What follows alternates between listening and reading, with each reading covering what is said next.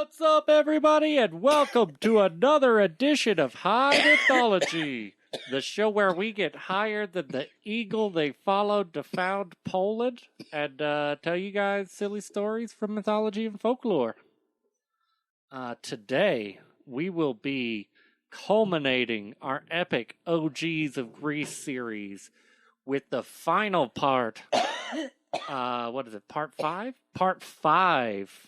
The Quest for the Golden Fleece. Wait. That was part 6. Oh, it might be part 6. I think it is part 6. I think you got me there. Sorry. But yeah, it's going to be super fun. We're doing a culmination of everything we've done up to this point. Sitting here with us on some keys, we have Still Jeff from the Chewed Up and Spit Out. Hi, everybody. Yeah, he's also going to be dropping some voice acting in there. So, yeah, a little bit of everything. We all lose a bet sometimes. Yeah. Yeah.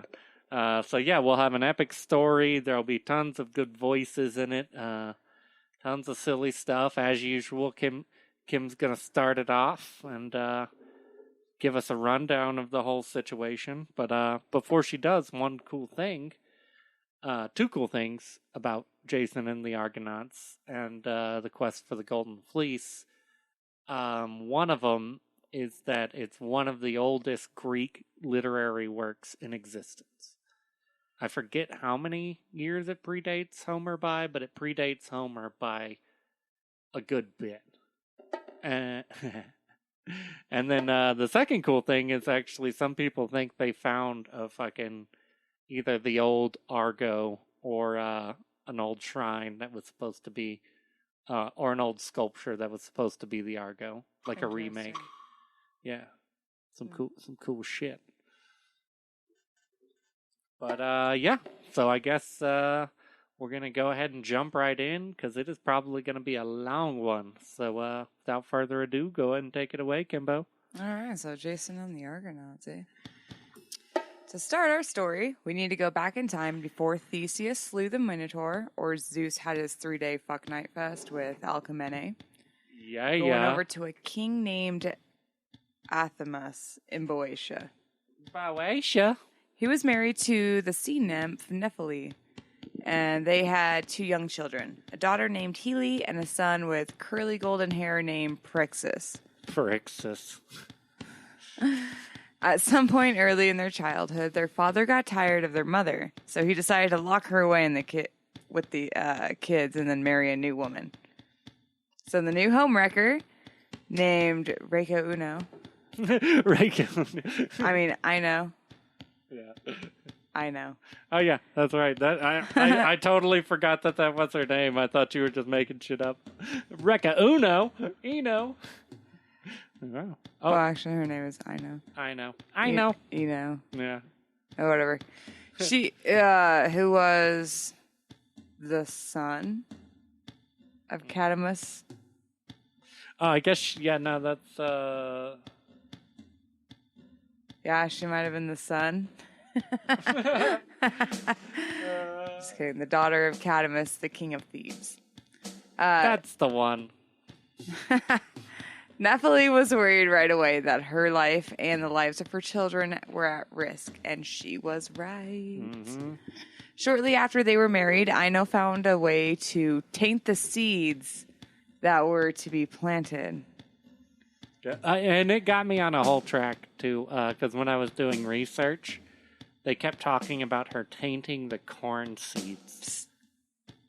And I was like, there's not... I didn't think we had corn back then.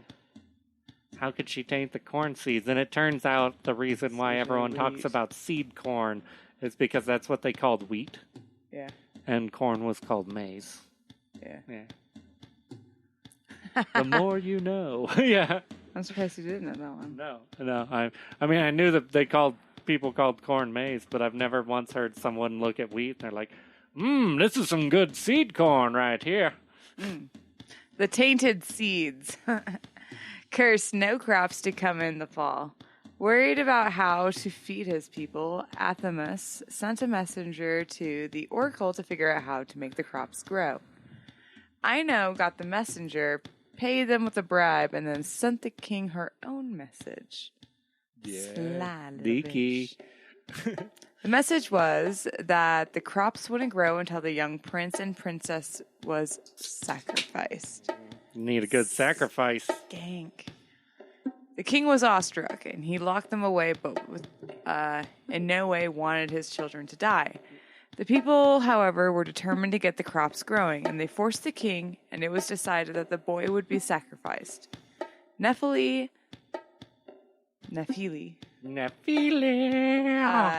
had been busy while Ino was plotting.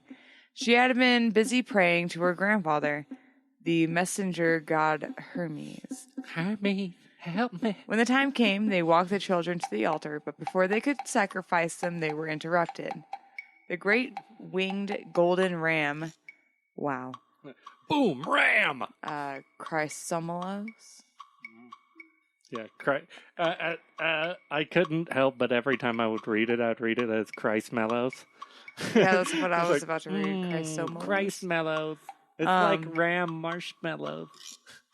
Who is also, by the way, the child of Poseidon and Theophane, a nymph of some kind. A nymph. Nymphs be all up in this story. I'm just going to say that right now. There are a lot of nymphs walking around, if you know what I mean.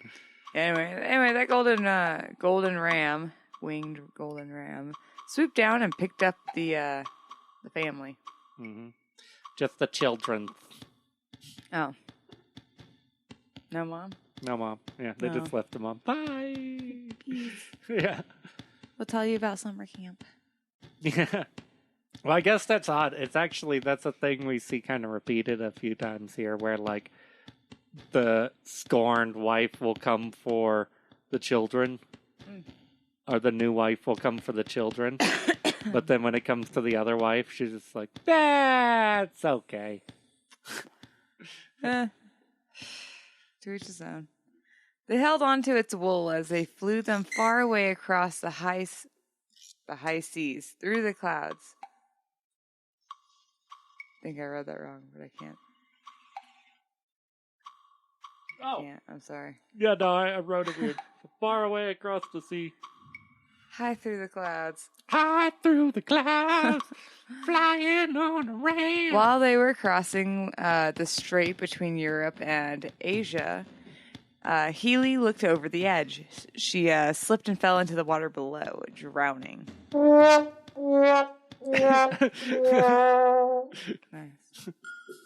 The strait was named after her after that, calling it the Sea of Healy, or Healy's Bonnet. Healy's Point. I think it's pronounced Hales Point, but it's spelled really weird. Hellespont is what it looks like. Yeah. The boy hung on, and the ram flew him all the way across the Black Sea to a land that was called Colchis. Colchis. Thank you. Or Colchis. It looks like chlamydia. Chlamydia? To the land of chlamydia. Oh, can I go home?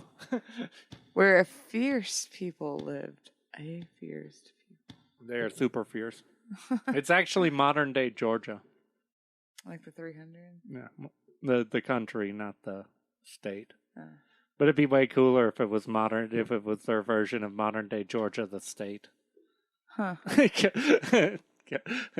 Once you go down to Colchis, you'll see they get wild down there. Nice. So, good transition. The Colchians were known for being hostile to any outsider, but either because he took pity on the boy or because he feared the wrath of the gods, he took the boy in. Took him in. Let the nice little boy come in. Which, yeah, when they come up later I don't in think the I story, read the fact that the ram flew Perixus straight to a king named Aetes. Sorry. Oh, yeah, I guess that's right. I got you. Yeah. I missed a whole sentence in there. Old 80s. So this king of the Colchians, named O.G.s, I think so. 80s? either took pity on poor little Prixus or he feared the wrath of the gods. Either way, he took the boy in. Mm-hmm. Okay, sorry. Catching up now. Catching up. Woo! Yeah. Prixus, go on. Yeah, you will see later on, too, that, like, they are super dickish to outsiders. Like, him taking in that boy is very weird for them. I see. This is a once-in-a-lifetime They're opportunity. very much like, if you stop here, your head's on a pike type of people. Nice. King's Landing. King's Landing. Prixus, in an odd move, decided to sacrifice his ram friend to Zeus. And he took its golden fleece and gave it to O.G.s as a gift. A gift he would treasure and protect like the dragon security system protect. Yeah. Oh, yeah, and I didn't mention it in the thing either, but yeah, he even hangs it like Ares fucking forest. Like, he definitely puts it, he's like, oh, I'm gonna put this somewhere safe, like behind fucking fire-breathing ox, a dragon, and fucking... all this other shit. All Good this luck. other shit. Alright, so, back in Greece, Phrixus had a young uncle who was the king of Iolcus. Yes. And his name was Aeson. Aeson. And he was married to the beautiful Alcimede. Alcimede. Together they had many children and were happy, but as I'm sure you can tell, this is not a good thing in these stories. Aeson had a brother, a prick named Peleus. That motherfucker. Who had heard a prophecy from the oracle. And the oracle told him... Listen, honey. Someone related to you, one of your brother's children, is someday going to be responsible for your death. Now be a doll and go pick me up a pack of Virginia Slims. Also, watch your ass for a man in one slipper, because a man in one slipper is going to show up and it's going to be all downhill from there. But Washer wants a cigarette too. Grab an extra one. Grab an extra Virginia Slim for my foot washer. She gets lonely sometimes. Thank you. Thank you. Hearing that gave him the excuse he was looking for. He had already been lusting after his brother's crown. Now he can claim it without feeling bad. That's a sexy crown. He sent his homies in the night. Thugs and shit. Pimps, killers. Hostiles. AK-47s. Hustlers. Yes, some real bad motherfuckers came around. They had guns. They killed all of Aeson's children. But as they came around to Alcimede, had just given birth. And she quickly had given her maids surrounded by the baby. She quickly had her maids surround the baby and cry out that it was a stillborn. No. The guards came, but they thought that the baby was already dead, so Aeson and Alcimede were broken. Aeson? Mm-hmm. Poor people. Yeah. But they knew the only way that their son would survive was far away from them, so they sent him to live in the woods with a centaur named Chiron. Chiron! I feel like this is like the cool one, right? Yeah. Chiron's literally, he's the only cool centaur. Yeah. Well, at least until he gets too handsy with one of Hercules' arrows. Yeah. Yeah. Because any of you listeners who caught the Hercules episode may remember Chiron as the guy who was having lunch with Hercules when Hercules started shooting centaurs with his bow, and he looked at one of the arrows and cut himself and died. Fucking idiot. Yeah. What's this? Ow! So I know that we did mention, though, is that he was able to go back up to Olympus after his death to live as a teacher amongst the gods. Yeah. Right? Back to the story. Anyway, so Chiron took the baby that was named Jason in and raised him. Chiron taught Jason everything, archery, fighting, but most importantly, he taught him astrology, sailing, and mathematics. Unlike a lot of our previous heroes, Jason knew exactly who he was and what had been taken from him. So at the first chance he got, he set out to go on the adventure of a lifetime to reclaim his father's throne. Yeah. And I do like that about him, where, like, you know, a lot of the other ones, it's like, they were raised in the woods, and then eventually they found out that they were actually the king's son. And with him, it's like, nah, Chiron made sure he knew from day one, like, your uncle fucking killed your brothers, and he's on your throne. Oh. Yeah. So do something. Oh. We're gonna hang on.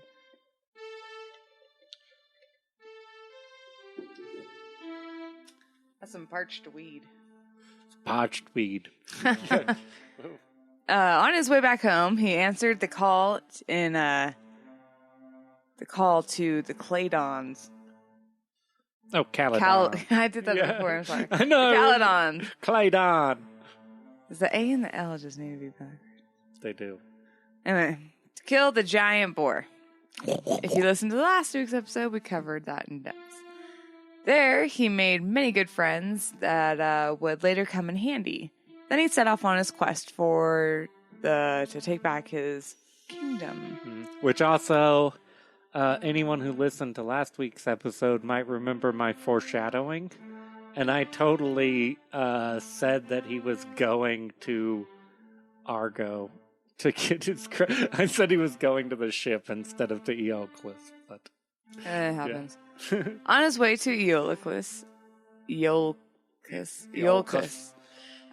he came across an old woman who was stuck in a stream. Help, I'm drowning. Yeah, it's waist deep, lady. It's a stream. Hi, I'm Kimbo. Hi, I'm Kimbo. He went out of his way by throwing himself into the stream and saving her. In the process, he lost one of his sandals in the waters, and the old woman was super grateful. And then she went on her way. Jason did the same. So now he was walking around with one sandal. Now he's got one sandal. Saving that woman would turn out to benefit him in the long future. Because it wasn't just any old lady. It turned out it was Hera in disguise. And now she had her blessing, making him even more of a badass. Mm-hmm. Hera doesn't like just too many people. No, she doesn't. Very rare. And she's one of those where it's really good if she likes you, and it is really bad if she doesn't. Yeah, for real. Once he got to Eolcus, the people went wild. He was dressed up as a warrior with a bronze helmet, fancy robes, with a leopard skin draped over his shoulders. Hey, one slipper guy, look at my tits. Yeah. Sorry, I lost myself. The townsfolk instantly started trying to figure out who he was. Was he Aphrodite's consort, the son of Poseidon, maybe Apollo? They didn't know, but they thought he was a big timer. So they announced his arrival across town. And the arrival of a man with the one sandal. One sandal man is here. Peleus was awestruck, but he wasn't about to let the fear grip him. He was somewhat of a demigod himself. So he came to confront this new stranger. Oh.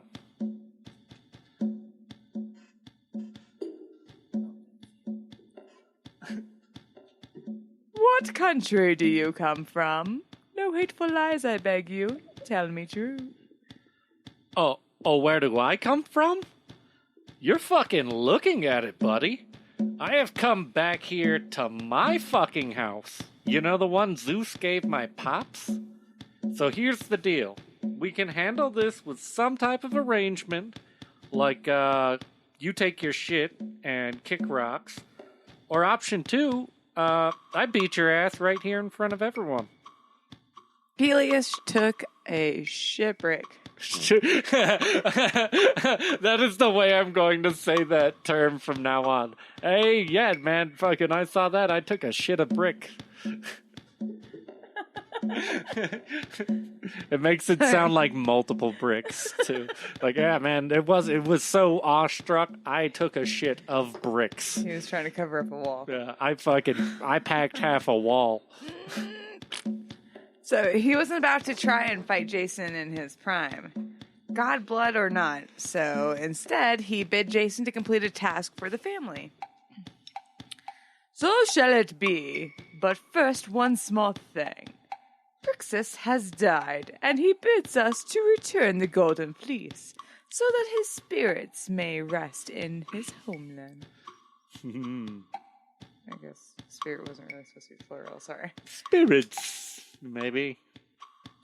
It's actually his booze. Wine. He's got some booze there. We must bring back the Golden Fleece and 7 bottles of his whiskey.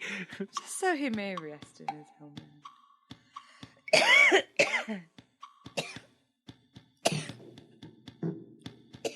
Dead. It's dead. Nice roll. Peleus thought for sure that he had Jason beat. No one would ever expect a task so perilous. And if he did, he could never get it and make it back alone. It turned out that Jason didn't share his fears, so he gladly took up the quest and put out the call across Greece for any other fearless heroes. And after putting the call, he tasked a builder named Argus with building him a great ship for their voyage. Argus pulled out all the stops. Athena came to help him even, and together they made the best ship that had ever been made. In the mast, they put a piece of wood that from a sacred grove of Zeus on Dodona. Yeah. Living wood that could talk and control the ship. That sounds awesome. Hi, kids. I'm Just the like Argonauts. fucking Divinity or some shit. Yeah, exactly. That's where all of them got it from. Yeah, the fucking Argo could talk. She's a mouthy little bitch, too. I do not guess that. Me neither. Anyway, the great ship would be known as the Argo, and all those aboard would be called the Argonauts. Once the ship was built, it was time to assemble the crew. Jason had put out the call across Greece, and it was indeed answered. Many of those showed up were also friends from the Big Hunt. And everyone showed was a noteworthy character, but we're not going to list all fucking 50 of them. Yeah. But and, we will... And I actually looked in the original, and there was 80. Oh, Jesus. And I was like, oh, I'm glad I didn't even start. Well, it was the original 50, and then they just picked up fucking... Picked up everyone along the way. Yeah. Hitchhikers. Okay, so, but we're only going to go over the big players, you know what I mean? Yeah. So, if you've been following the series, a lot of characters are going to sound a bit familiar. First off is the baddest bitch to ever hold a bow, coming straight out of last week's episode, Atalanta. Woo! Okay, next up, rocking out like you know they do, coming out of Athens, with not a whole lot of modesty, Theseus and his creeper homie, Pirithous. Hashtag sticks out until infinity. Sticks out till infinity. Next up, fresh off his labors and ready to get into some trouble, PETA's worst nightmare, Hercules. Woo! Rolling with his big blunt because the 90s blonde badass boy, Aeolus. Eolus. He only gets 2 brief puffs. Coming out of the woods and shredding so hard he had to invent sex appeal. Orpheus, the first musician.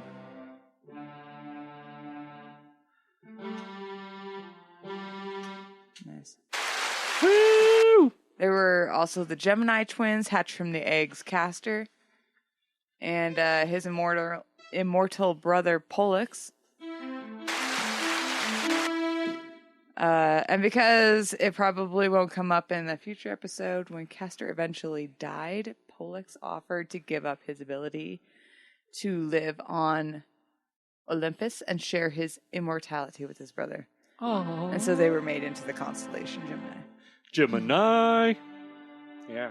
Gemini are silly folks. They are, and I assume that they were probably the first. Yeah. In addition to all the old schoolers, there were some new faces for the new ride. There was Edmund, the seer, son of Apollo, who before joining saw a vision of his death on the journey, but he joined anyway. Yeah. Fuck it. There were the Boreads, the Zetes, and the Calliuses. Oh, sorry, I fucked that up too. The Boreads, Zetes, and Callius. That was their names. The children yeah. of the North Wind with wings on their backs. It's like another X-Men level badass amongst the ranks were if Morpheus. Ephemeus. Ephemus? I think Ephemus. so, yeah. The son of Poseidon that could walk on water and breathe under it. Mm-hmm. He would serve as a part-time helmsman. Splitting those duties with him would be Typhoeus, the helmsman. And he couldn't really fight, but he knew the sea. Aside from them were a slew of Greek warriors. Few honorable mentions from the previous episodes.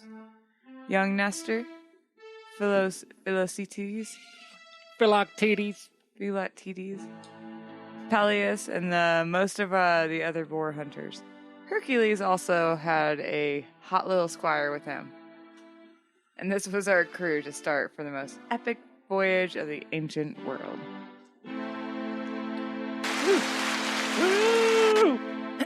At first, everyone wanted Hercules to be their leader, but he declined, saying that the glory was all for Jason. And he was not known for being a good leader. It's such a good idea that she didn't lead. You should lead me. I could lead my bros. Mm-hmm. Taking a ship full of 50 demigods/badasses, there is some comic book shit getting ready to start here. Yeah. Their journey would take them all across the ancient world and introduce them to strange and wondrous places beyond imagination. Their first stop would be the island of Lemnos. Lemnos. It's all lemons. Lemons. Lemnos. Oh, I wonder if that's where lemons come from. Probably. The island of Lemnos was inhabited solely by women who had long ago shunned the goddess Aphrodite. You don't do that. Because of this, Aphrodite cursed them with incredibly stinky. And cursed them to be incredibly stinky. Excuse me.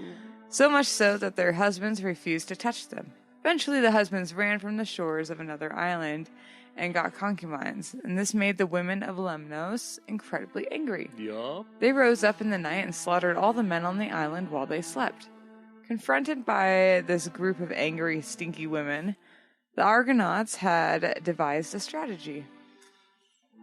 Behold this army of angry, stinky women, whose gaze seems fixed on me. In what way will we best such a foe? I mean, seriously, stop looking at my penis. Jason thanks Theseus for his remark, and then looks to the group of angry women who seem to have their sights fixed on Theseus. And I wonder why. He's just hanging his dick out. Jason says, Gentlemen, I have an idea. Plug your noses and break out the fucking wine. We've got some work to do, boys. With that, Orpheus started playing a sexy-ass tune, and the men went to introduce themselves. Well, most of them. Poor Atalanta. I know. She's just sitting there like, really? Really, guys? We have, literally been on the water for a day. You are going to create a stereotype for all the future sailors on shore leave. Come on, guys. Hercules. I know, right? I'm all for crushing pussy with my bros. but that just seems kind of weird and forced. Plus, I've got a weak stomach. Oh god, I just smell them. Aside from those two, the rest let the wine flow and the music take hold. First came the dancing, then the moonlight orgies. And then, in a way, Jason's plan was right. Turns out that they weren't that mean. They just needed a big little bit of lovin'. Big little bit of lovin', yeah. And after a good couple days of some stinky sex, presumably while Hercules and Atalanta just waited on the boat. Yeah, they're just sitting there like, oh, this is weird. They were ready to finally get back on the water. Most of the men left the women pregnant, and Jason had twins from one of them. Not that he ever went back to meet them. Hashtags out for some smoke. Out for some smoke. Bye! Those children would become known as the Minions. Yeah, we talked about them in another episode, too. Wow. Yeah. They had it rough to start off with. Mm-hmm. They had a real rough run, but they got their break in that, what was it, Despicable Me? So they're all one-eyed creatures. Yeah, the Minions finally got their love. 1 foot in yellow. 1 foot in, yeah. Well, the woman did smell strange. Well, after they left, they must have still had their heads in the clouds because they sailed the wrong way. Completely the wrong way. If you look at a map, it's like literally just they went boop, the complete opposite way. How about fucking West Africa? Well, they ended up on the shores of Libya. Yep. While there, they stopped to gather water at the lake Tritonis. Mm-hmm. And there, while Jason and Tritonus, I think. Okay. Either Lake Tritonus. There, while Jason and Ephemus, Science Kid. There's a lot of EU words coming up for you. I just looked at it. There's 3 of them like in a row. Laura there so many times. Yeah. You do. While Jason and Ephemesius were gathering water, they were greeted by an old man who claimed to be Ephemesius's half-brother through Poseidon. Eurypylus. Eurypylus.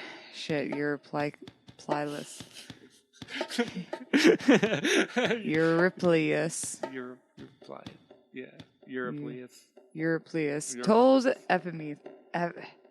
It's not Ephemesius, because that is not. Yeah. Euphemous. Euphemous, thank you. That he wanted to look out for the future generations. So he gave Euphemous a big dirt clod and then told him to hold on to it for safekeeping. That might sound crazy, but hold on to this dirt clod. Did he have a fucking redneck accent? He gave... He took it back to the ship and then they set out. They just set out again. Yep. That night, Euphemous had a strange dream. He dreamed that the dirt clods started leaking milk, and that the milk pooled up and then turned into a beautiful woman.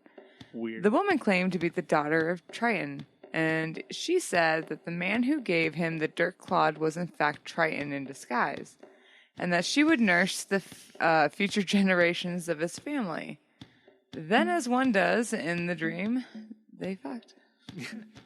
I've had that dream before. I don't know about you guys. It's the last time I take dirt clods from random people or acid on the street. It leaks milk, turns into a woman. Turns into a woman. Jesus. You have a long conversation with it about the future, and then you're like, okay. Well, I guess naturally, right? We better bang this out so I can wake up. When Euphemous woke up, he went to Jason and told him of the dream. Jason either knew what the dream meant or he was just like tired of his homie carrying on around this dirt clod that he thought was a woman. That would be such a weird conversation to have with your friend while you're holding a dirt clod you got from some strange man too. Hey, I had the weirdest fucking dream about this. Ooh. Either way, he told Euphemus to throw it overboard into the sea.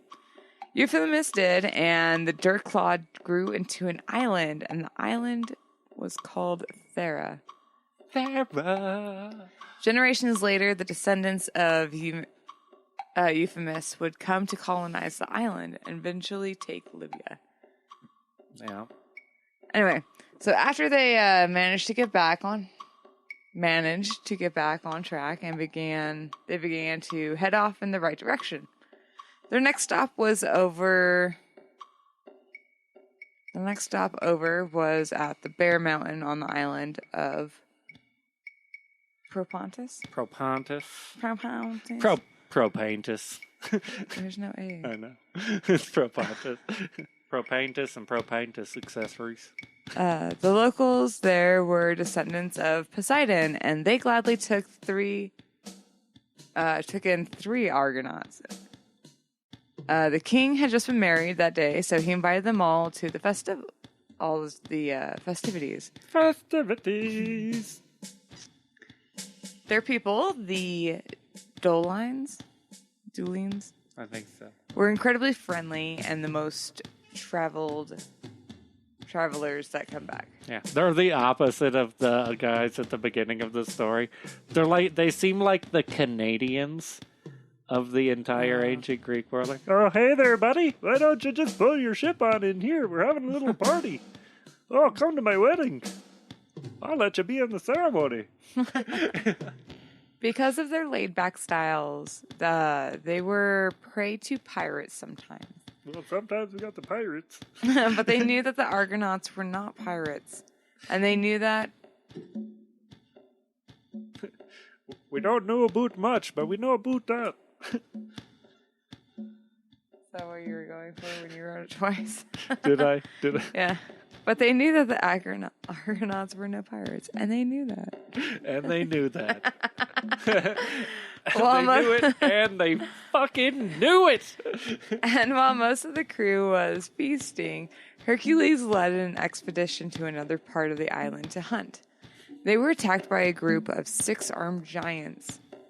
Wow, 6-armed giants. Big-ass Little giants. Spider-looking motherfuckers that also inhabited the island. Mm-hmm. The giants knew that they came by boat and went straight for the ships to burn them. Luckily for the Argonauts, Hercules was the one left to guard the boat. He whipped out his massive club and beat the giants to death. Giant wanna play? Once the hunting party was back, the Argonauts sent out again. King Cisseus and his new wifey personally saw them off. They sailed for a day and a night, and then on sunrise, the second morning, a huge storm hit them. It raged for more than 2 days, tossing them about in the seas. Then, on the second night, they washed on the shores of an island, and before they could make heads or tails of what was going on, men were coming out of the shadows. Fearing that they had crashed in that land of the barbarians, they band together, and they stood their ground, shoulder to shoulder, back to back. Before the sun had risen, they'd whipped out their entire army, and Jason himself had slew their king. Once the sun was up, they realized what had happened, and the storm had turned around, causing them to land back on Bear Mountain. Oops.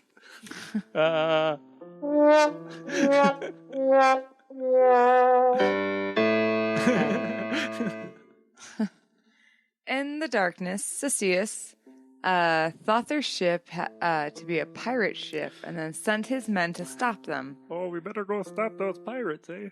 The men they killed were the Dolians, and the king Jason slew was Cisseus. Yep. Aww. I know. Those nice, friendly Canadian people just pretty much wiped out.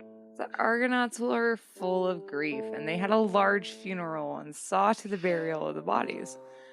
Cisseus, his new wife, couldn't take the loss, so she hung herself. Aw. Yeah. And thus the Dolians were left with no king, no queen, or any army. There, Somalia. Yeah, they just got totally fucked over there. They set sail again. Peace, guys. Peace. We knew you were no pirates, buddy. We knew it. Though this time they instead... Tim mistaking the Argonauts for pirates makes it more silly that I accidentally wrote that they knew they were pirates twice. They set sail again, though this time instead of the sounds of joy, there was the black sails of mourning. Black sails, nobody knows. Yeah. Their next stop would lose them one of the strongest amongst their crew.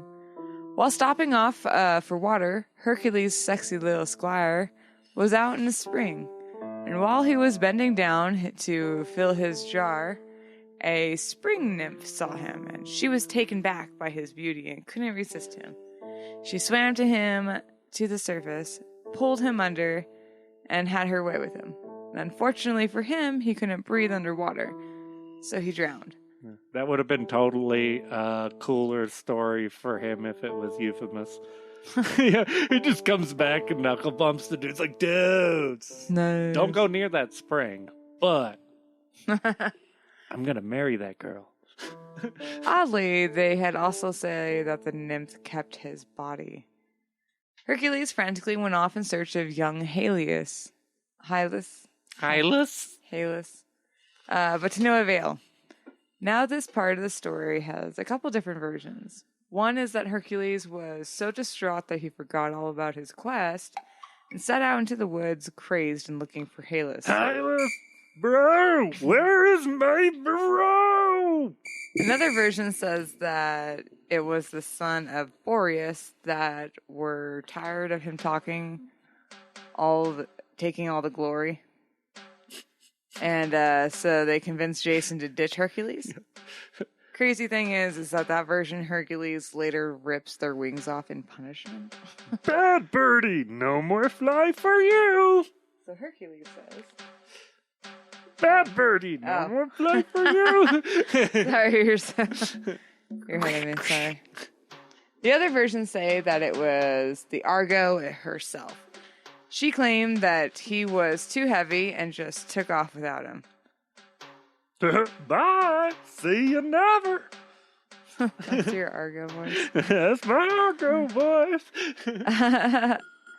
That's why a smart boat is a horrible idea. Bye. What if a smart home just decides it doesn't want you to be a center Exactly. anymore? You don't live here anymore. You don't clean up after yourself enough. You shit my toilets enough. Next, they came to a place called Bithynia. And they were stopped again to go hunt. Because they're always fucking eating. On their hunt, the seer's prophecy would finally come to pass. While out hunting, Edmund was caught off guard by a boar. And the boar got him in the stomach. And no matter how hard he tried, Asclepius couldn't save him. The Argonauts held a funeral for the fallen son of Apollo. Also, Apollo's son is also the medic. Mm-hmm. Yeah. Helping So I guess I didn't even mention that. they're Sorry, both Asclepius was so quick to save him. That's his half brother. Yeah, dude. Yeah. Shit. But while they were busy mourning, they were caught off guard, and the king had heard of their landing, and he had a very strange rule for anyone who stopped by in his kingdom. His name was Amicus. Oh, I was just Oh. not yet, but you're coming up. His name was Amicus. He was another son of Poseidon and a beast of a man. His rule was that if anyone foreigner who landed on his kingdom had to box him. And if they lost, they were to be killed. So Orpheus tried to talk him down. Orpheus says, Hey, brother, we're all just cosmic bits of dust floating around, just coming together, condensing, trying to be people, man. Why don't you chill, brother? but he had no chill and demanded someone to fight. Atalanta jumped up. I'll beat your ass right now, bitch. Amicus looked a little disheveled by Atalanta's reply. Yes, get me. I mean, I can't fight a woman. It'd be unfair. And with that out of the way, it was left to Pollux to step up into the ring. The fight started, and for a little while, the two of them circled around each other.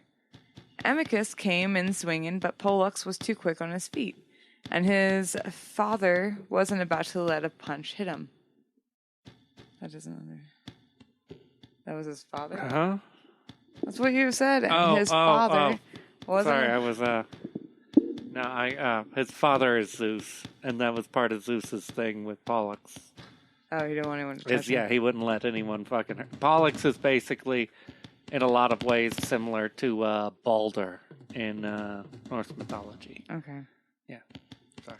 So after dodging a few rounds of punches from Amicus, Pollux stepped in with a hard elbow.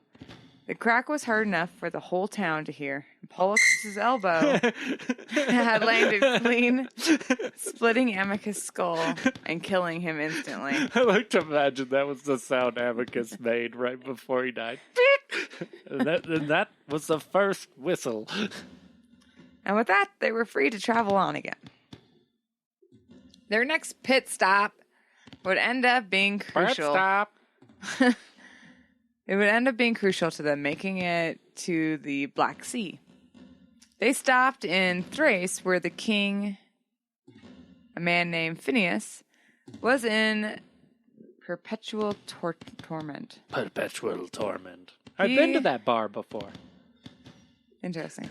He was the son of Phoenix and Cassiopeia, born with the ability to see the future. Realizing all the good he would do in the world, he began telling people the future for free. Zeus saw this and was pissed. A person's fate was not for them to know, so he punished Phineas. Zeus came down one day and blinded him. As if that weren't enough, he then chained him up in front of a plate of food that he could never eat. Zeus sent harpies to make sure. Nice. That it all happened, or what? That he couldn't eat. Okay.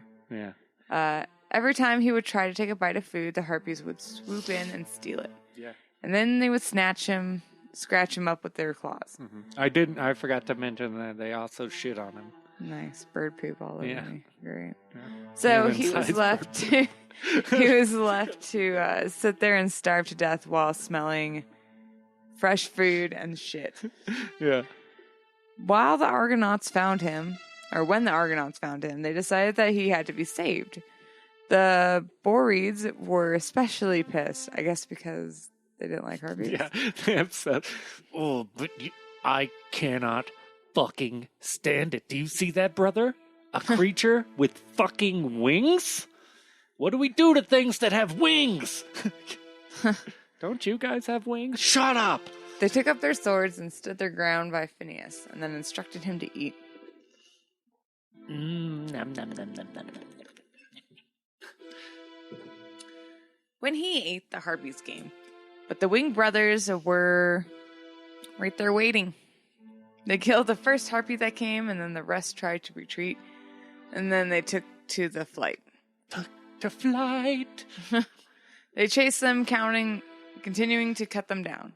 And there are two versions, actually, of what happened to them after. One version says that they ruthlessly hunted them all down, all throughout Europe. And then some of them fell into the sea or were crashed into the mountains out of exhaustion. Once they were totally extinct, the brothers tried to return. But because they were too tired, they ended up giving out and falling into the sea. All the winged people gone. The womps are good, but it's so funny because it's so counter to the amazing score that Jeff's doing that's like moving me over here.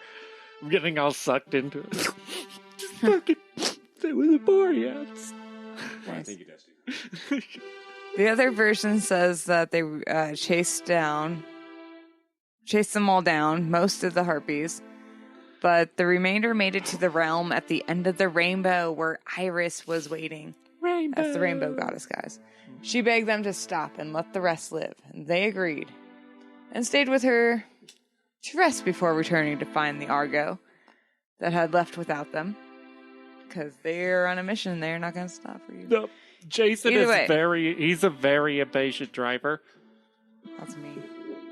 Yeah, he reminds me of one of those, like, 80s dads who would have that rule, like, you get 2 minutes in the bathroom. If you take any longer, the car's leaving without you. Either way, this was the end of the line for the guys doing the Archangel cosplay. Once Phineas was free, he offered the Argonauts some free prophecy. He told them of their next obstacle, the Symplegades. A pair of cliffs that were constantly opening and then slamming against each other. He told them of the secret. Phineas says, Oh, so you want to go to Colchis, do you? A lot of history down that road. You're going to need to sail past the Symplegades. Far off pair of cliffs. Like to swallow a ship right up whole, they do. That's if you make it past the Amazons. Yup, they like to cut the dicks off of men and wear them around their neck like necklaces. You know, you draw your dick out just right, you'll shine it up real nice. Don't know if you ever seen a necklace like that. Reckon I don't know I ever would call for one. wow. A lot of history down that necklace. Wow. Pollux seemed very confused by his attempt at the prophecy and asked for further resolution. What the fuck you talking to us about dick necklaces? How does that help us? And what is history? Phineas scratched his head and thought for a second and then responded. Well, I guess you could let a dove fly through the cliffs. If a dove makes it through, you should be fine. Now, if that dove dies, you turn right around. I know what you're thinking. You're thinking you could just take that dove down to the old Indian burial ground. Don't do it. Sometimes dead is better. Also, when you get across, you're going to come to an island that belongs to Ares. Stop there. I'll meet you there. But beware the birds. Wow. And with that prophecy in hand, they set sail, finally knowing exactly which way to go. Before they could make it to Symplegades, they had to sail past the home of the Amazons. Luck was on their side, and the wind kept them from the shore. And oddly enough, though, shortly after they passed the lands of the Amazons, something strange happened. Some say that it was one of the gods messing with them, but I've never seen the name of the god, so I think it was like something else. Yep. You know what I mean? So Orpheus says, or probably sings. Hey, have any of you seen my, acid? They were all immediately taken over with psychedelic visions. The sky began to swirl with colors and drip into the ocean. Spiraling galaxies appeared on the water, and it was as if the Argo were sailing through the sky. Some of the heroes were totally down with the ride and just kicked back and enjoyed the colors. Others, awesome. however, were not so cool. My fucking mind is melting. They went mad and jumped from the ship, drowning in the sea. I need to put my dick away. Others were so shook that they went mad, taking up arms against their comrades. And as they approached the Symplegades, the psychedelic visions stopped. A few of them were left permanently crazy. That was wild. Did anyone else Some see good that? Right? Too good of shit. Once they made it, they tried Phineas's trick. They released a dove and watched it fly through, losing only a few tail feathers. When the cliffs opened back up, they took off rowing as hard as they could.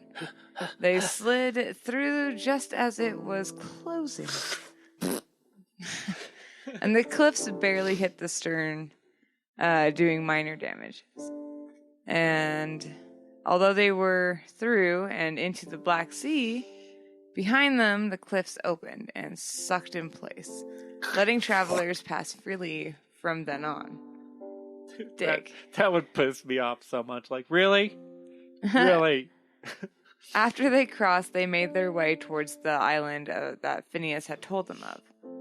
And as they neared the island of Dia, something strange happened. One of the rowers, while rowing, was struck with a strange bronze arrow. Ow! Another man was pulled from by his arm before being struck with one himself. Ow! Oh. Before they knew what was going on, one more were raining down on them. More were raining down on them. Before it was going on, more were raining down on them. Sorry. My brain has lost it. You're fine. We got this. High mythology! Getting too high. Get to. Need to do a sober mythology. Wait. Boo. Boo. That's just called mythology. Lightweight. Okay, so they took cover under their shields, and then one of them got a peek at the culprit. A bronze-feathered bird. Squawk! More of the birds circled the island, and Atalanta shot arrows at the birds, Pew, pew, but they pew. bounced right off. Pew, pew, It was Aeolus and Aphrodamos, who spoke up to let the Argonauts know what they were fighting.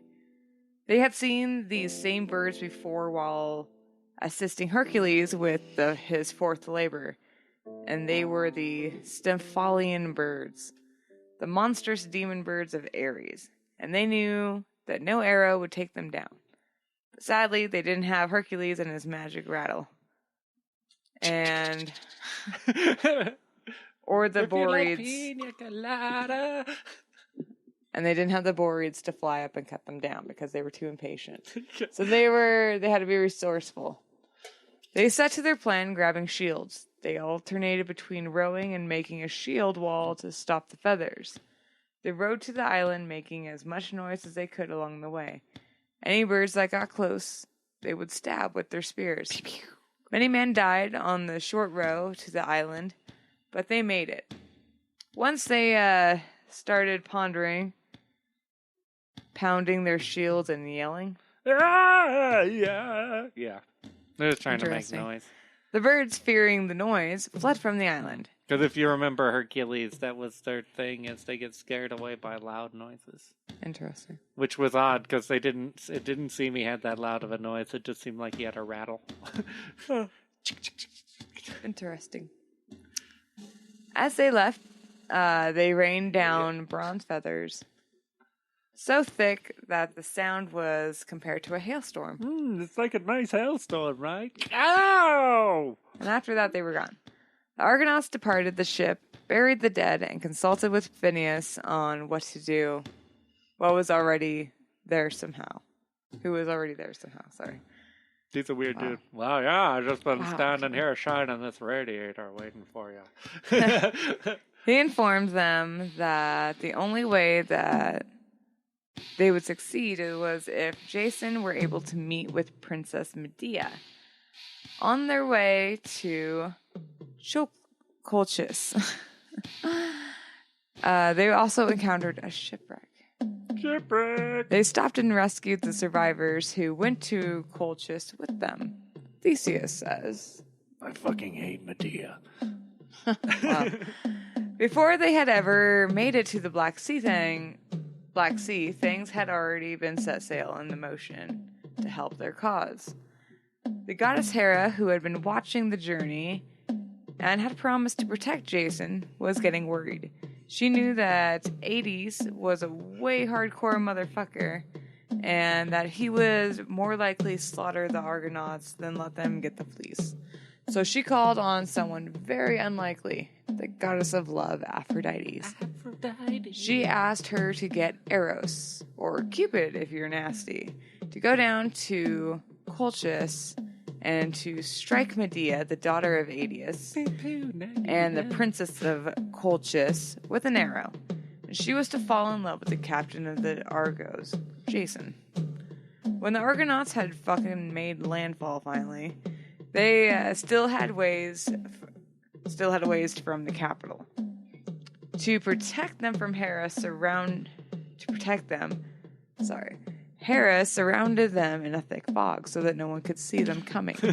They made it all the way to the castle before the fog dissolved. I like to imagine, too, that because they said a couple of them never recovered, that there's still at least 2 or 3 dudes that are still tripping. What's this fucking fog, man? Why is it foggy?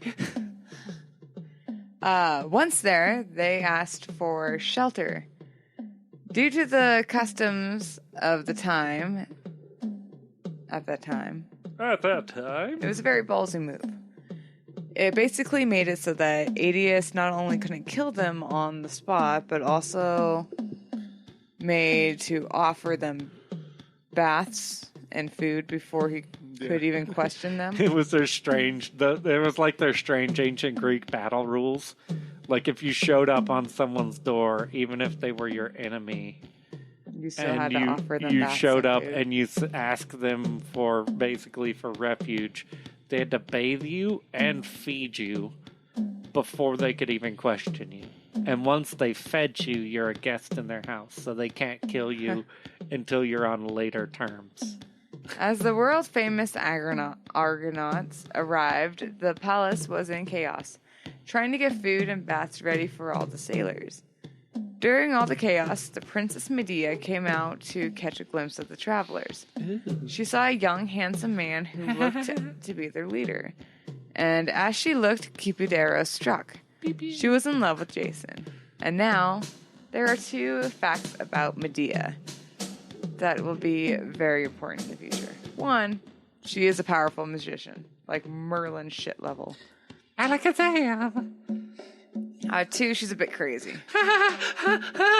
Who, me? Alright, so she's pretty fucking crazy.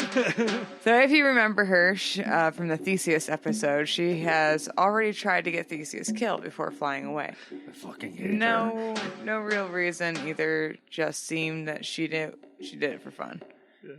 Yeah. So anyway, back to the story. After they were bathed and fed, O.G.s was finally able to question their intent. What the fuck are you doing in my kingdom? Jason used his question as an excuse for a monologue. Dude? Can I call you dude?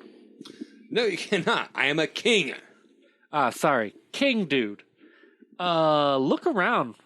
You're surrounded by the baddest motherfuckers from all around Greece. And it's in this time period. That's fucking saying something.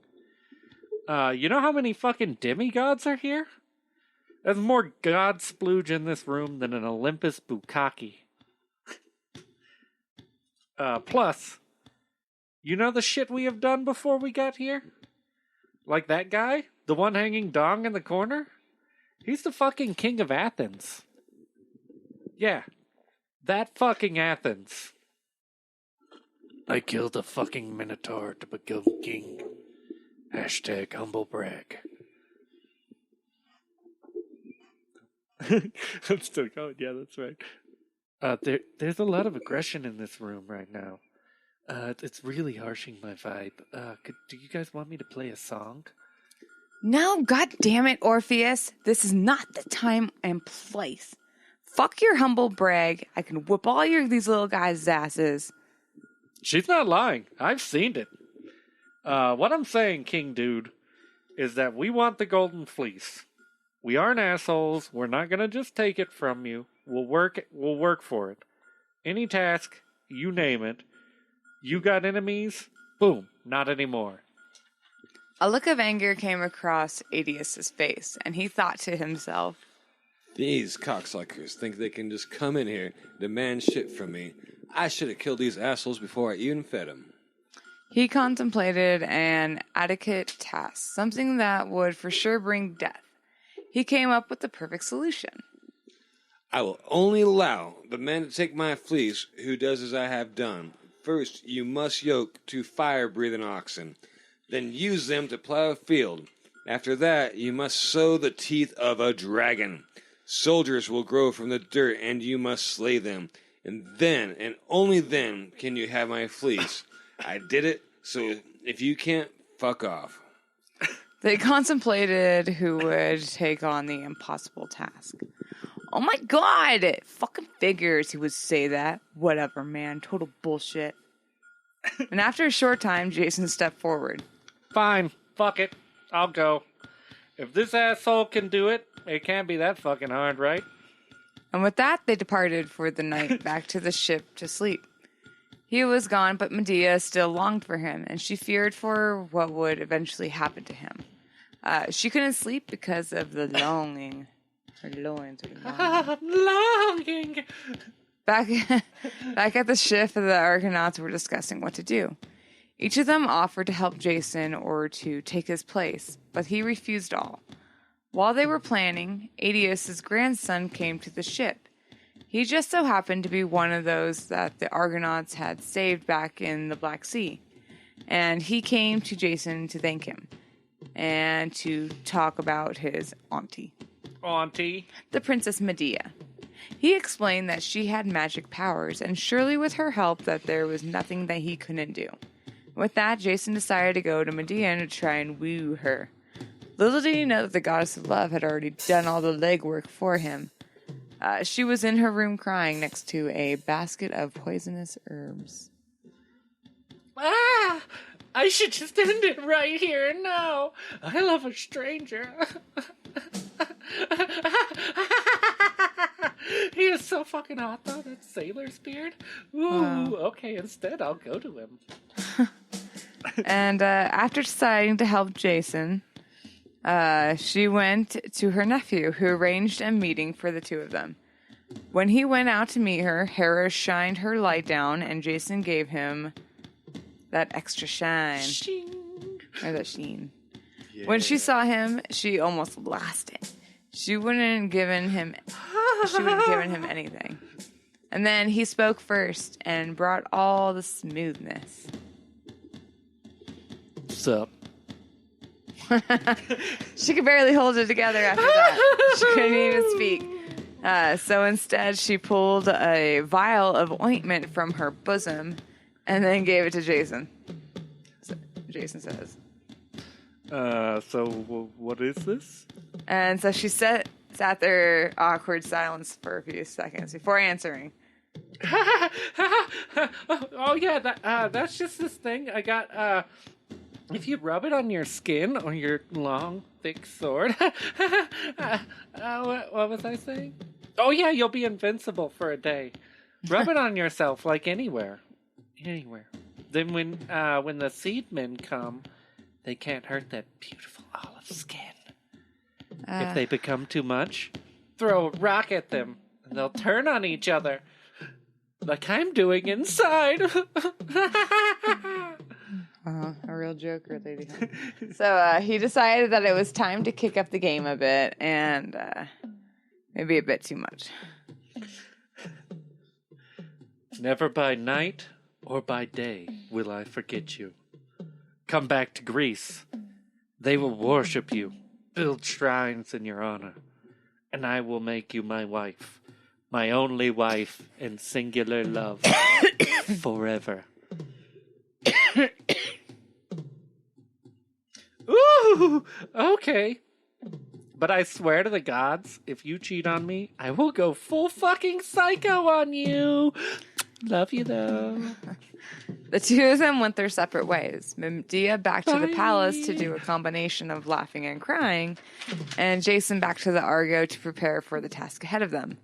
He sent two homies to find the dragon's teeth, which they did pretty easily. That's a very odd part. It was really weird. Yeah, it's very odd to me in the story how they're just like, and then he Oh, here sent they two are. men to get dragon's teeth, and it's like they just went to the corner store. I got no, they had some at the 7-Eleven. We got a hot dog and fucking 12-pack of dragon's Alligator teeth. counts. Yeah, alligator counts. Then he set his mind on the oxen. He put on the ointment and went out to the fields. There, waiting for him, was O.G.s with a group of onlookers. They let out the oxen, and they rushed Jason at once. Standing like a rock in a river, he stopped them both, and then he pinned them onto the ground, and then put the yoke on them. What's a yoke? Put that yoke. It's the fucking thing that goes around their neck to hold the plow. Oh, yeah. That's right. Sorry. Yeah. And it's funny, The too, because moment. they used that reference in the old school one. Like all the time. Like a rock. He stopped them like a rock in the river. Like a rock stops water in a river. And I was thinking about it. I'm like, rock doesn't stop the water, though. It just goes around it. Yeah. Eventually, in time, Yeah, you push like- that shit. Yeah. Anyway, after he got on the plow and plowed the whole field, Yeah. then give he it to went me. back and dropped the dragon's teeth into the dirt like they were seeds. Flunk, flunk, flunk. So he just sort of like they were just like little seeds and Yeah. just carrying around the little baggie. You didn't Little really bag need of it. dragon's teeth. Jesus, how many fucking dragon's teeth do they have to fucking? They got a whole mouth worth. From the sounds of it, they got a whole fucking mouth worth of dragon's Was teeth. it like 10,000 for an oxen to fucking do It was like, you know what I yeah, mean? he planted a whole field. Wow. So yeah, it just seems like a lot. Once he was done, the bronze soldiers began popping up from the ground. It was a clay armada from the Chinese. Oh, I was Yeah. kidding. It was a crossover episode. Terracotta. At first, Terracotta. he was cutting them down with his sword, and then he got overwhelmed. He remembered what Medea had said. He picked up a big rock and threw it at them. The bronze soldiers instantly started fighting with each other. With Jason killing any of the stragglers. Poke. Once he was, Once he was done, all of them were dead. Hades, realizing he was beat, fled back to his castle before Jason was finished. He decided at once that there was no way in hell that they were going to get the fleece. So Hades rallied his troops. He was going to kill the Argonauts. And luckily for them, Hera was on their side. She went down as a handmaiden and told Medea of her father's plan. Medea flew away to the Argos and and met up with her lover. Mm-hmm. She told him of her father Hades' plan and begged them to take her with them. Jason allowed it and reaffirmed his goals to make her the only love of his life. My only love forever. She also told him of her plan to get them the fleece. Boom, boom. Bam, bam. Boom, boom. See, there was at least one obstacle out of the way. Oh, no, sorry. See, there was one last I see. obstacle in the way. It's supposed to, It's supposed to say this. So. I know. It's been pretty hard because you do this a lot. I know, don't Mike. like Yeah. it. Yeah. A three-headed dragon.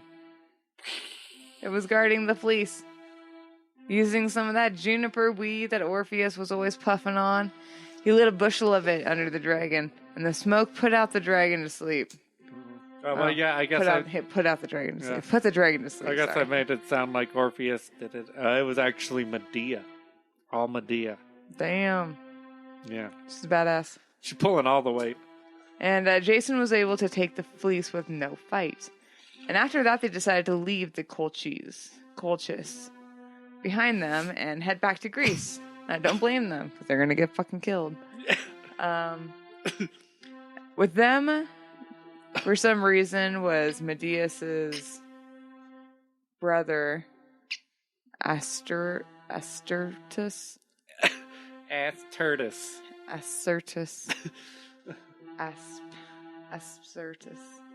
Wow. Oh, yeah, he has a real name. Aspiterus. Aspiratus. Aspiratus. Mm. Fucking crazy. Let's just call him Aspie. Okay. We won't have to talk about him for long. Once they took off, Adis came after them with an army of ships. Like a navy? Like, yep. An armada? An armada? Once the armada got close, Medea came up with a way to slow them down. I've got an idea. A horrific way. Come here, little brother. She struck her brother in the back of the head and then started dismembering him. The Argonauts were shocked. Orpheus even threw up. Every piece she chopped off, she would throw into the water behind them.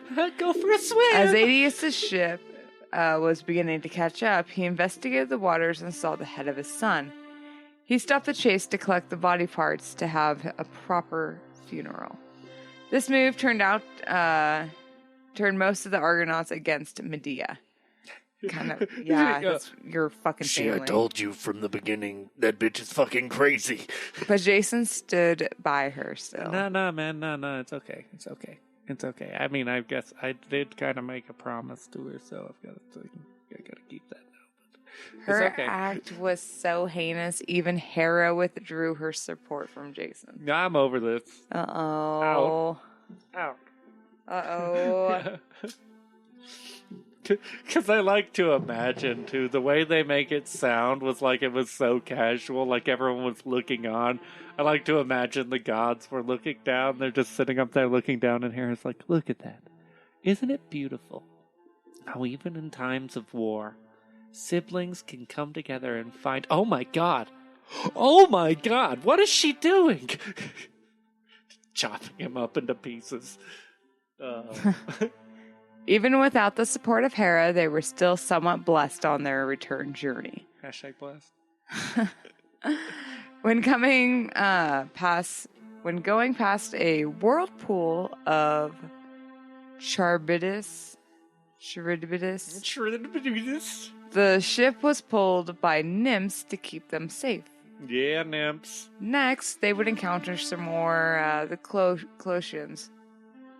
Those soldiers were seeking Medea. Knowing that Aeneas would not want his daughter back if she were no longer a virgin, Jason proposed they stop off. They stopped off on an island where Jason and Medea were married, and they were quickly consummated their vows on the Golden Fleece. Yeah. And when the soldiers caught up, they realized that she was no longer a maiden and went back to her father. Fuck it. I like to imagine, too, when the idea of trying to give back the Golden Fleece and everyone is looking at him and they're like, Peleus isn't going to want that. It's sticky now. Then after that, they would come across the sirens. As they passed, Orpheus played a jam so tasty that not only did it counteract the sirens, they were also moved by the music. Some even say that they can hear the Pollux in the song as well. Here it is, called the Ballad of...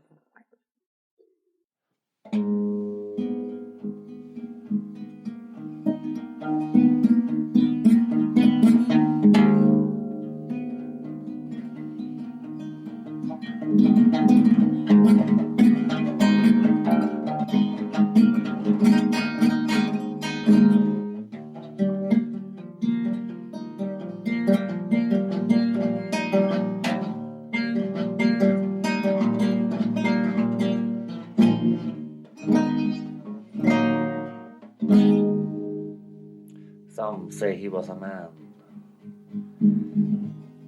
but we know he was more than that. He was a coyote, and sometimes he wore a funny hat. He hadn't an address, at least we believe, because he got packages from Amazon pretty regularly. One day, this poor coyote man had a roadrunner come to his house and kill his whole family. It's the saddest day he ever knew, the day he lost his lover true. And now he is a coyote on a quest for vengeance.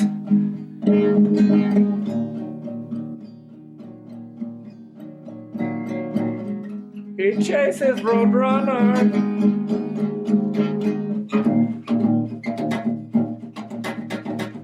And uses silly traps.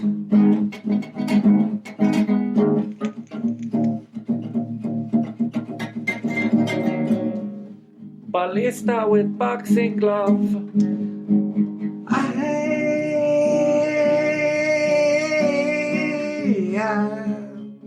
And other stupid crap.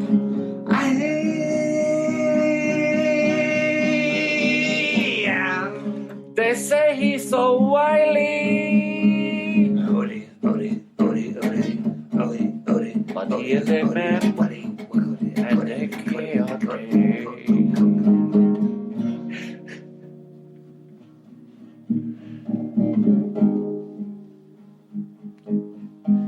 He once went after a sheep because he thought a large dog might be asleep. Very confusing scenario though,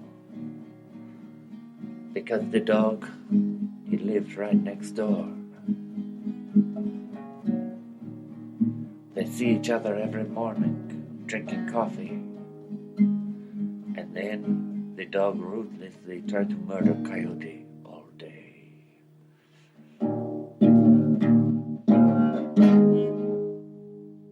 He's Coyote. They say he very wily. He's friends with Dog in the morning.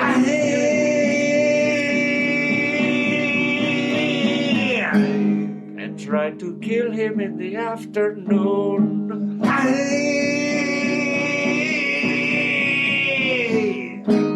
This is the ballad of Wiley Coyote. He once also fought with a rabbit, but that is not enough story to tell.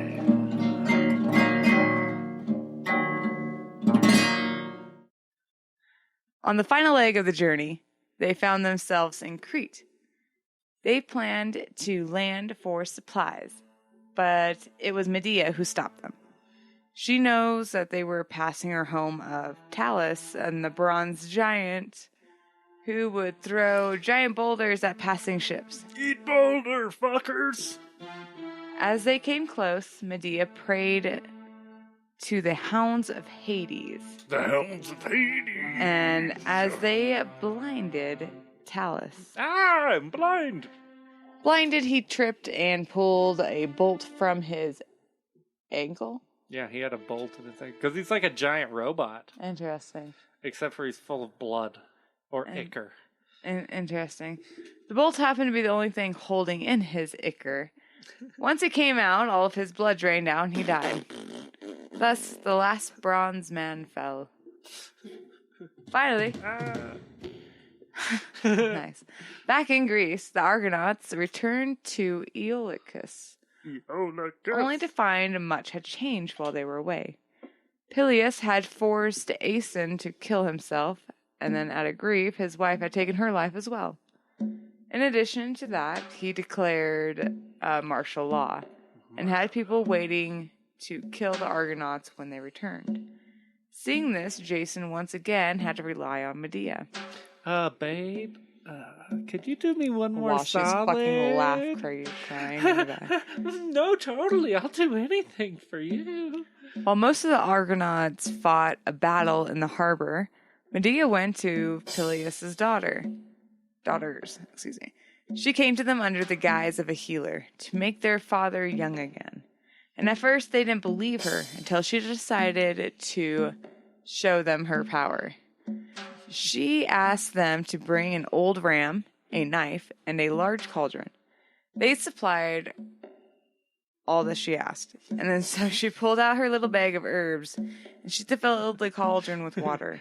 Check out these herbs. And then she began tossing the herbs in. And then once it was nice and aromatic, she brought over the ram. Once it was close, she cut off its throat and then threw it in the water. The sisters were taken back. No way someone was going to do that to their father. Then Medea threw the ram's body into the boiling pot. The pot steamed, and then after a minute she reached in, and out came a baby lamb. The sisters were blown away. Oh, it's so fucking cute! Medea saw how excited they were, and so she gave them the magic herbs and left. The daughters went to their father's chamber, caught him while he was asleep, and they got the pot to the boiling point and tossed in the herbs. And once they got over to the pot, they cut Peleus' throat and then tossed him into the boiling pot. There, his corpse boiled for hours before the daughters, in horror, realized that he was not coming back. The herbs were they were literally like oregano and basil and shit like that. She had the magic. She just literally gave them fucking dinner herbs to boil their dad for hours. Some of them paint a very nasty picture of the boiling of Peleus, and a few even say that they couldn't bring themselves to cut his throat, so he just got boiled alive. Ouch. One version even goes as far as to say that instead of a throat slice, that the daughters had fully dismembered him. No matter which way you look at it, it's pretty fucking super fucked up. Yeah. 1 dead, 3 permanently scarred. Yeah. Oh yeah, I don't think I mentioned either. The big thing that all 3 versions mentioned was the smell. And then the smell lingered on that island forever. Wow. The people were disgusted by Medea and Jason for the way Peleus was killed. They decided, the Fleece or not, that Jason would never be king of Iolcus. Him and Medea were permanently banished, ended up ending the fellowship of the Argonauts. Sorry. They held a huge funeral for Peleus, and his son was made king. Most of the Argonauts would stay for the games and then go on their own paths. Some cool notes from the games is Atalanta beat Peleus at wrestling. She also won at boxing and the old Euphemous. Sorry, thank you. With his dirt clod, took the chariot race. May have helped him that the dude who was the first was tossed and eaten by his horse, thanks to a pissed off Aphrodite. Yeah, she didn't like one of them because they didn't do something for her when she got back. So his horses literally tossed him out of the chariot and ate him in the fucking chariot race. Interesting. Yeah. Back to the newlyweds, Jason and Medea. They took off to live in Corinth. And there they got some peace for a time. Oh. They had 2 sons and that were still young and a nice farm. And they were both exiled from their homes, but at least they were in exile together. That was until Jason had a chance encounter with the king of Corinth. Want to fuck my daughter? The king told him about his single daughter who needed to be married. He also claimed that Medea was a witch, and that their marriage didn't count because it happened outside of Greece. With that promise of the new kingdom, wife, and a life, Jason pulled the ultimate dick move on his mentally fragile wife. He agreed to be married. The worst part of it wasn't that just him getting another wife, it was that Medea would be banished from Corinth as well, losing her home and her life again. When the time came, Jason came to her, and he told her that he felt for her, and that it was only because of him that they were exiled, her instead of killing her. Oh, okay. They believed Medea would hurt the new bride, and with good reason. She's kind of fucking nuts. Jason also offered to take care of them, making sure that they had money and food and water wherever they went. Then he blamed her wild nature on her exile and told her to calm down. And that was the final straw. She let loose.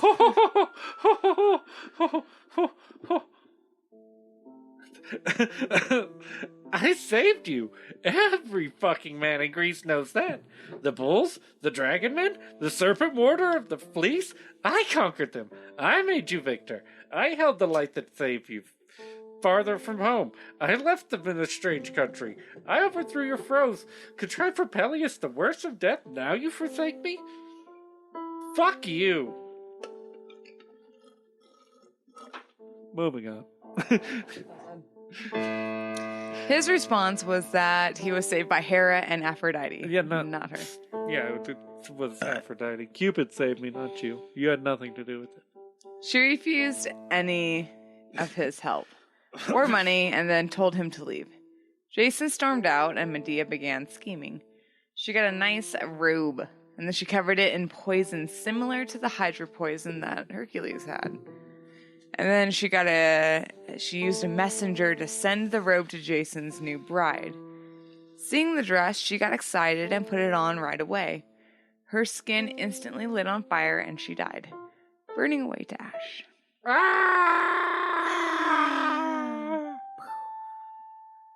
After that, Medea set herself to a far worse task. She took her children out to the woods, and then, while they were distracted, she stabbed them both to death. When Jason heard of his new bride, he rushed back to his old house, only to find his dead children in front of the burning house.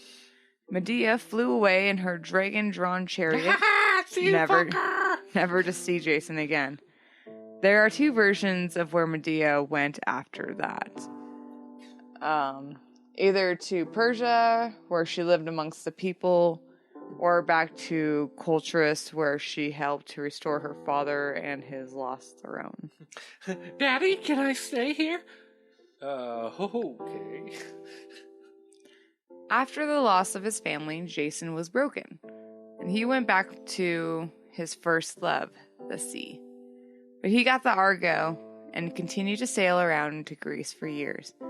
But he would never be as happy as he had been all those years with his friends besides him. One day, while sleeping in the shadows of the Argo, a piece of the stern that had been hit by the cliffs all that time ago broke off and fell right onto Jason, killing him instantly. And then he lived happily ever after in the land of Eurasia. Yeah. But no, really, he's dead. No, yeah. Oh, wait, he's dead. But he lived happily. No, he's dead. And that's the Argonaut story. That's the story, yeah. It's the story of the Golden Fleece. The Golden Fleece, Jason and the Argonauts. The whole story right there. Jeff and the Keys. Jeff and the Keys. Thanks for having me again. Yeah, totally. That made it made for some epic stuff, I feel like. Yeah. Yeah, it's a wild story. It's wild too that this is one of their first epics. First big epics, but I mean, the Odyssey gets better, right? Oh yeah, Talking owls and shit. The Odyssey gets Pegasus. a little more crazy. How much more crazy? Because that shit was pretty fucked up. This shit's pretty crazy. The Odyssey is actually like almost like a reboot. I feel like of the quest for the Golden Fleece. They're two. People are gonna hate on me for saying that because they're two completely different stories. But it's one of those like taking the same idea. Like it's like in my mind, it's what was it? Kurosawa's Seven Samurai versus the original Magnificent Seven. You know what I mean? Where it's like they're the same movie, but they're the same story, but they're two totally different stories. Mm. But yeah. Well, fair enough. Like that was a fun story, guys. Thank you very much for enlightening me on that whole journey. Yeah. I feel like a changed person. Yeah. Glad to have you along. Yeah. I did some serious deep diving on this one. I've got tons of sources. One of them, I actually both versions of the Argonautica. It's called the Argonautica. It's spelled two different ways. But there's the Apollodorus version, and then the Apollodonus, I think it was, who was before that, the OG one. But I looked in and read a bunch of both of those.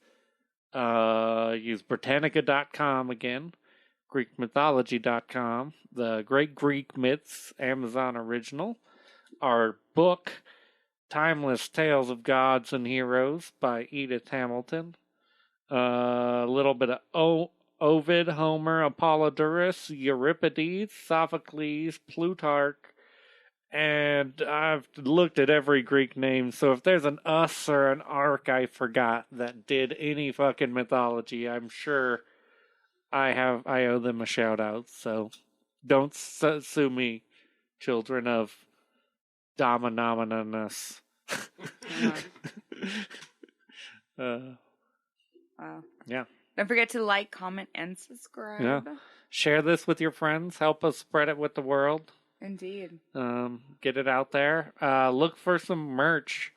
If it's not already there, look for it coming really soon on our Facebook and Twitter at Howley Boys, Instagram at Howley Boys Productions.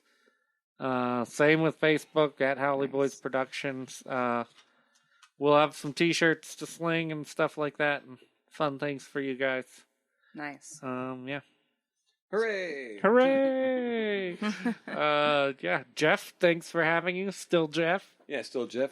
Usually on the shoot up and spit out side of things, but hey, always a pleasure to come on over here and hang out. You made some beautiful music. I got lost at one point in the story, I'll be honest. Subscribe so you can hear more of Jeff. Yeah.